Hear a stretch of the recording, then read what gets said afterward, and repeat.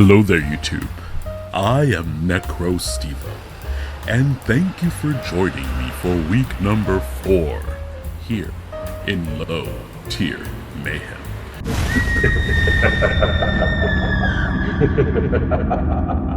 Our opponent for week number 4 is none other than Keegan and the Orlando Magic Guard, so be sure to go check out his team in the description. An absolutely badass logo for that team, may I just so say.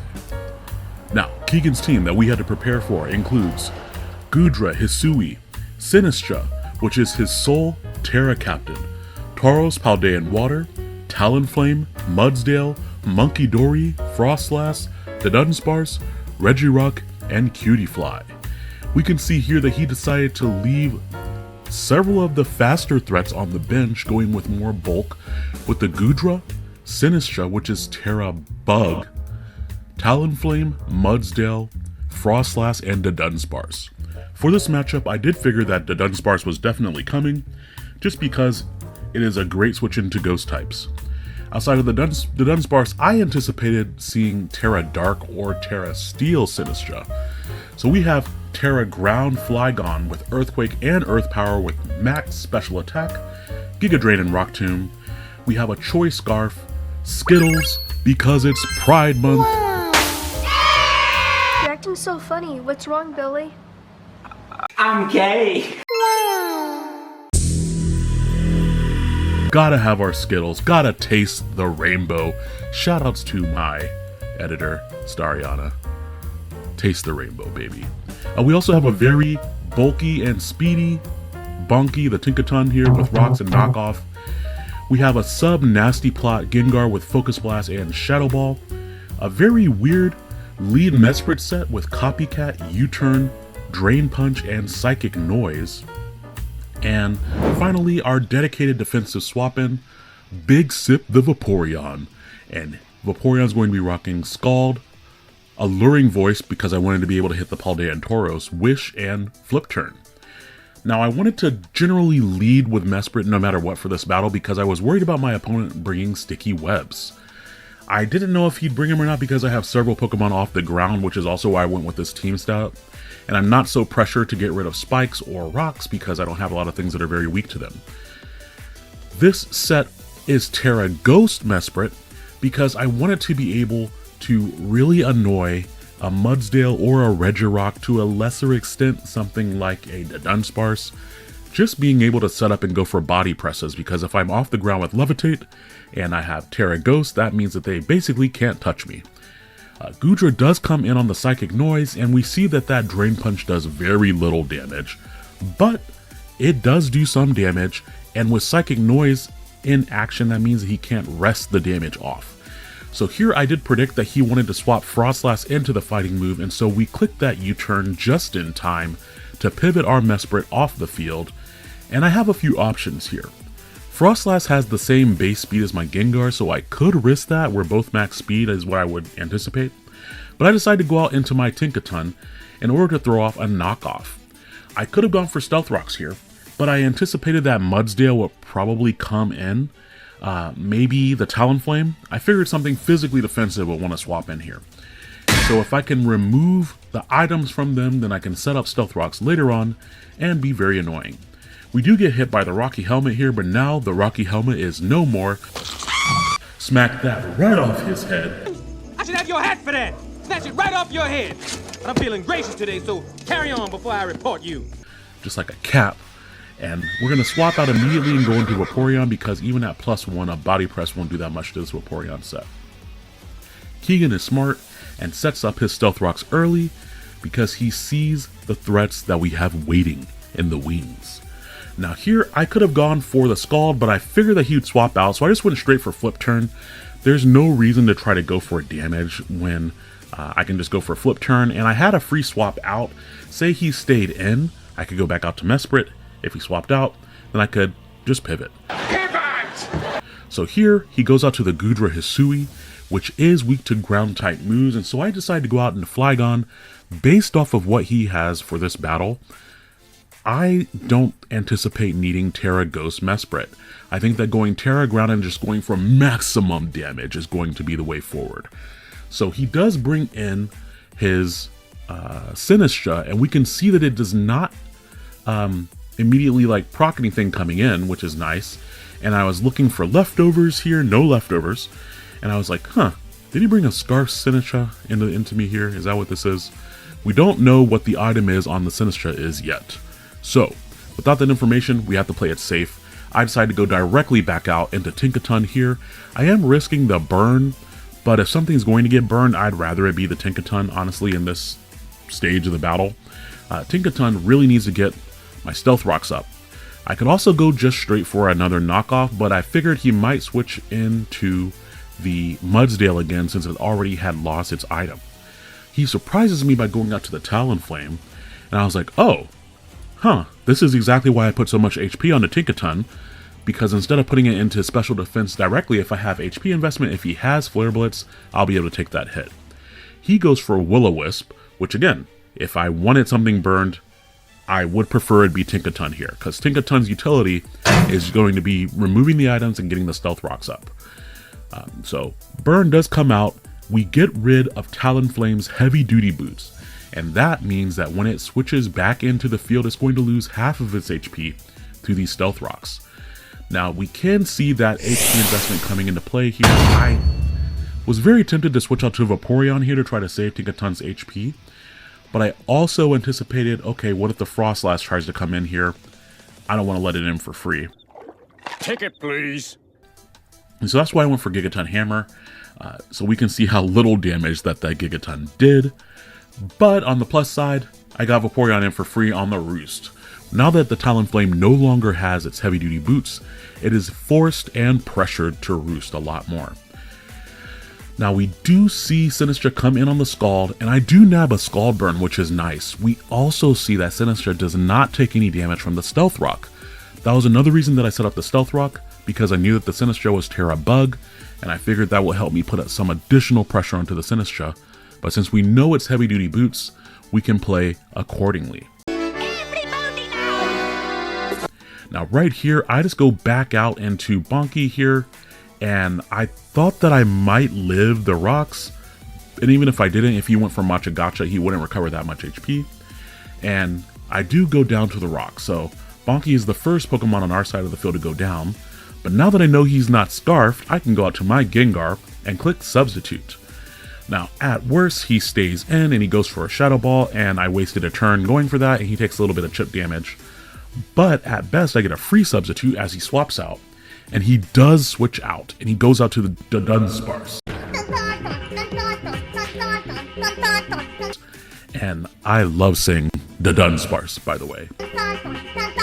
It just reminds me of the Netflix da-dun. Anyways, Substitute here is great because we just get to go straight for Focus Blast. I have a terrible track record with this move, but by gosh darn golly, we're going to click Focus Blast confidently here. And we see that we do over half of his HP, which is amazing. Oh, don't you just love to see Focus Blast hit? It's such a rarity for us. In the last 2 seasons, we've been missing 90% accurate moves like it's just our job, or at the very least a side gig. Now I did go for a Substitute again here because I didn't know if he would go out to the Frostlass on the predicted Focus Blast, because obviously I'm not going to go for the Ghost type move. But if he swapped into Frostlass, then I wouldn't have up a Substitute, and then he's at least forcing me into the Speed type situation. But since he decides to stay in, like I said, confidently clicking Focus Blast. That is the way forward. We must put damage on the Dunsparce. Even if the Dunsparce KO'd Gengar right here, at the very least it is in range of my Scarf Skittles for later on. But sometimes when you confidently click Focus Blast, you get rewarded, and we are able to nail it with 2 of them for the KO. So thank goodness. Thank you, Gengar. I feel like I'm finally utilizing you for what I'm supposed to be here. Instead of just sending you out to just get KO'd, like I did in a couple of other battles. Now Mudsdale comes in. Even though Mudsdale is much more physically defensive and Gengar is a special attacker, I'm not going to be able to KO it from here just because of the sheer amount of HP that it has. Expecting possibly an Earthquake here, we're just going to go out to Vaporeon, and that is what happens, and we can see that he's very likely physically defensive or just bulky, because he's not able to 2-hit KO me from that range. Now I was very tempted to go for Flip Turn here, but I also figured I could just get a Wish off and help another teammate out, because even if the Goodra comes in, I can still Flip Turn after the Wish and kind of pivot around to see what he's going to do. Now I did hard swap here just on the off chance he was faster than me and went for a Draco Meteor. I did not want to deal with taking all that extra damage, and Mesprit is max HP, max special defense, sassy. So I knew a Draco Meteor would not KO my Mesprit, and Flash Cannon knocks me very neatly into range of my Citrus Berry. So I get my Citrus Berry and then I get the Wish. We're back at full HP, and Mesprit is chilling here. Now I do anticipate him swapping or maybe trying to recover his HP, so we go for Psychic Noise. It would do more damage to a Frostlass coming in, and if he stayed in and went for Rest, then I would be able to prevent him from healing his HP. Now Frostlass comes in, and I cut out, I think I went almost all the way to timer for this turn here, but I was like, is he going to use Destiny Bond? And I almost clicked U-turn. But at the end, I ended up clicking Psychic Noise because I was like, I don't want to bring something in on a Shadow Ball necessarily. So I did click it, and unfortunately he does go for the Destiny Bond. Cuss-Stab didn't matter here because he was faster than me anyway. And so my full health Mesprit goes down in a double down. I love double downs. However, that is not what I wanted to see happen to my Mesprit. But I love double downs. But my Mesprit. But I love double downs. Alas. On the double down, we both go out to our dedicated ground types. Now here is one of the reasons I have Earth Power on Flygon. Mudsdale being much more physically defensive, same thing with the Regirock, they take a ton of damage from Earth Power. So instead of them being able to swap in on these Pokemon so easily, Flygon so easily, I'm able to do a lot of damage. Now he absolutely has max HP, because if he didn't, then that Earth Power actually should have killed him from there. And we do get a little bit of our HP back with Giga Drain. We are also running Soft Sand, which is how dedicated we are to the ground type moves. And I really waffled between the last move on Flygon. At first I had Scale Shot, but then I was like, well, what if Talonflame is alive and I can't touch it with anything? And so then I switched it to Rock Tomb, and then I was like, well, what if something comes and it's faster than me? So then I swapped it back to Scale Shot. I ended up sticking with Rock Tomb because I was really afraid of the Talonflame being alive, but here I didn't actually get a chance to use it right away. Now knowing that I cannot one-hit KO with any of my moves from this range, I decided to swap out to Gengar on the Sinistcha, going for the Terror into the Bug type. He does go for Strength Sap, which I was like, oh man, I could have just stayed in and gone for the for the move. Granted, I do have a naive nature on my Flygon, so it is very likely that Sinistcha would have recovered all of its HP there anyway, just because Flygon's attack stat is above average. Strength Sap, of course, looks at your raw attack stat, and then once it absorbs that, that's how much HP you recover. So even with no attack investment, he was going to get a lot of HP back. Now, importantly here, we just need to make sure that Sinistcha doesn't set up and that it stays low. I hate sacrificing Gengar here, but Gengar really, truly did a great job here, because Sinistcha was not able to use Calm Mind or Substitute or any of those annoying moves, and also we were able to take out the Dunsparce. Since Sinistcha is unable to set up, and I know it's not faster than my Scarflamigo, we get to go out to it right now, and since he's Terra Bug, he's still going to be weak to our Brave Bird. This is actually an Adamant Flamigo, because I did not need the extra speed. We were able to outspeed his whole team with Adamant, get a nice little damage bump there. And we can see that Brave Bird, even though it is resisted by this bulky Goodra, Brave Bird will be a 2-hit KO after the rocks. So fantastic job, Skittles. It's time. Thank you for giving our opponent a taste of the rainbow. Now, unfortunately, the gooey ability means that my Flamigo has -2 speed, and so that means that the Talonflame and, of course, the Sinistcha will both outspeed my Flamigo. But that's okay, because we have Pokemon in the back to swap out. Now, since he decided to go out into the Talonflame, I expect that he's going to probably roost here. He could go for U-turn, but if he goes for U-turn, then that's just going to be a game of, okay, then I get to hopefully let something go down and then bring back out my Skittles. So we're kind of in check mode for this battle. The other thing that's important is that he has revealed all 4 moves on this Talonflame. It has Roost, Will-O-Wisp, Flamethrower, and U-turn. So I don't have to worry about any really strong flying type moves even coming out towards my Pokemon here. Now, with this end game, all I have to do is click Flip Turn. That stops anything weird from happening. And so I do click Flip Turn just to catch the Sinistcha coming back in.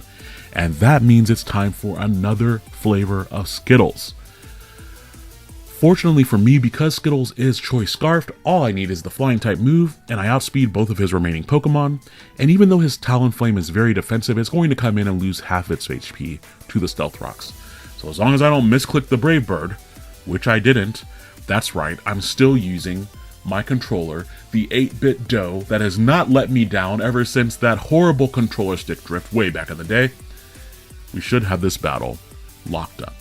So Skittles takes down the Sinistcha with Brave Bird, takes some recoil here, and then the final Pokemon is going to bring us down to some bird-on-bird action, as Talonflame comes in, loses half of its HP to the Stealth Rocks, and then we click the final bravest bird of this battle. It's a lot of bees. Where's the bee? For what is surely an A+ performance by Skittles. So thank you all so much for watching this battle. Happy Pride, everyone. To all my friends, my family, my foes, I am your ally during Pride, and I am proud to channel the power of Skittles and the rainbow. Granted, I myself am hetero and cis, so I guess I'm more of the pole than anything, but I am a resolute pole. I am a strong pole, and I will fight anything for your rights to party. And to eat Skittles, however that looks. I appreciate you all. The Victorian shadows shall march again next week as we take on Diet Tight. But for now, let us revel in the victory, and be sure to check out my opponent in the description. Thank you all so much for being here. I bid you a good night.